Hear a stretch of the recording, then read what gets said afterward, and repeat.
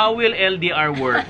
Disclaimer lang, we are honestly, kanya-kanya tayong opinion dito, but we don't favor LDR. Let's Okay. just get that out there. Okay, ganito lang marami kasing susulat sa amin na LDR. Honestly, if you are in a LDR situation, we really pray na sana talagang maging successful pa rin ang marriage nyo. Ako kasi personally, alam ni Maricar yun, I came from a broken home, and so ayoko talaga mag-marry, ayoko mag-asawa. Feeling ko okay lang siguro mang babae na lang, parang bawa 6 months to 1 year isang babae, tapos pag ayoko na, iwanan ko na lang, tapos bagong babae.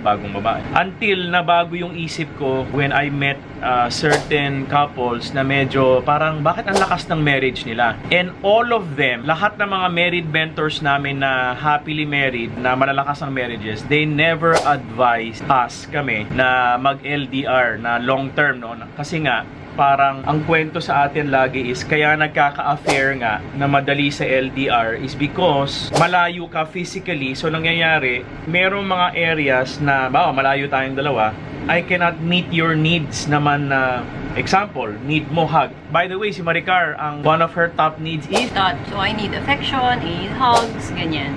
yun. So kung malayo kami sa isa't isa, mahirap for me to feel love. I mean, alam namin na mahal namin isa't isa, but the thing is, over time, yun lagi namin sinestress lang. If the LDR is long term, it will become harder and harder to meet each other's emotional need. Tao lang kayo at the end of the day. Kahit gaano ka-strong yung faith nyo, you have to also admit na tao din kayo. This is RM, Relationship Matters.